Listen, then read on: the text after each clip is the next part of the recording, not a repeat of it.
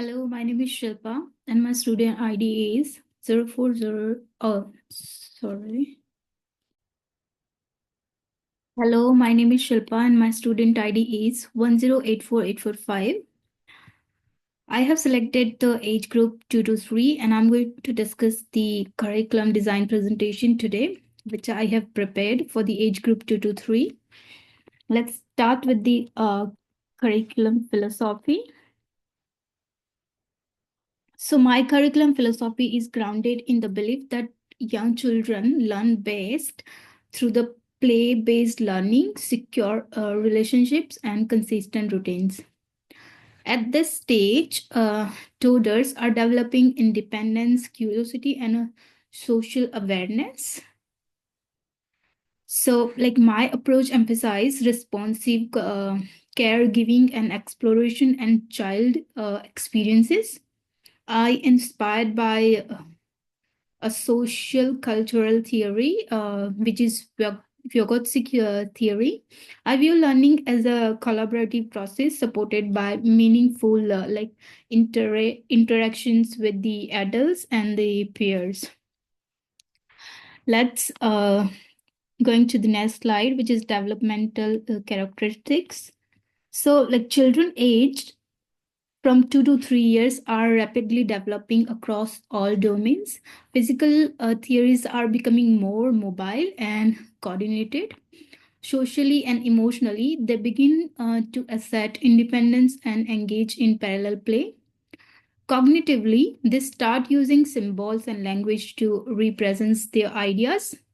So, like my curriculum supports these needs by providing open ended material spaces for movement and emotional support to children through like consistent routines and positive guidance.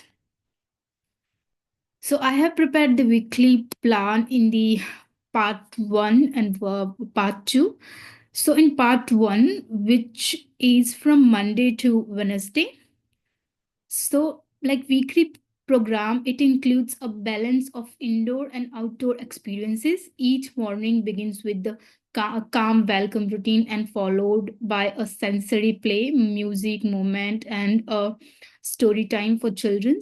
These activities support language development for children, fine motor skills, and self-regulation. Also, outdoor play allows for exploration and physical activity with climbing equipments like slash and play and gardening as regular features.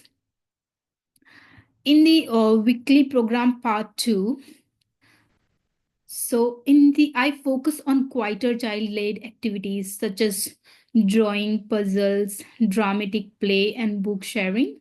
Each day includes a rest time, meal times with social interactions, and transition routines that build confidence. I've built a flexibility into the schedule to respond to children interests and needs, ensuring that each child feels seen, heard, and supported throughout all the day. So, coming to the next slide, which is learning environment layout. My learning environment layout is designed with the clear zones like a cozy book corner, an art and sensory area, a dramatic play zone, and outdoor exploration space. These areas are visually invited and accessible, encouraging children to make choices and explore independently. The environment supports safety through clear pathways like soft furnishing and low shelves. It also fosters learning by offering materials that invite curiosity and collaboration. Each space promotes engagement, safety, and learning. So, coming to the next slide, which is supervision plan. To ensure like safety, I will use active supervision strategies, including close proximity during high risk activities like a water play and regular head counts during transitions. Educators will be positioned strategically across the room and outdoors to maintain clear sidelines. We will also use a supervision map and daily communication to ensure consistency among staff. All team members will be trained in a risk assessment and responsive supervision. Here are teaching strategies. So, my intentional teaching strategies include a modeling, scaffolding, open ended questioning, and co participation. For example, during art activities, I might model using a paintbrush while asking what color will you choose next. These strategies encourage cognitive development and language use. I also use a positive reinforcement and redirection to support behavioral and developmental emotional self regulation to the students, like to the children's. And in the assessment strategies, I will use a learning stories and checklist to records their observation. So in observation will be linked to the ILF learning, EYLF learning outcomes and inform future planning.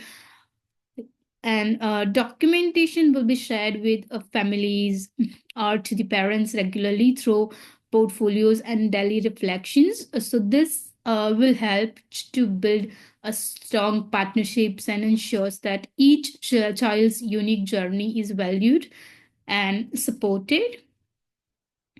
Here are some references. So my curriculum design is informed by the Early Years Learning Framework 2022 and 2020. So these are the references I've added. Thank you so much to listening my presentations. Thank you so much.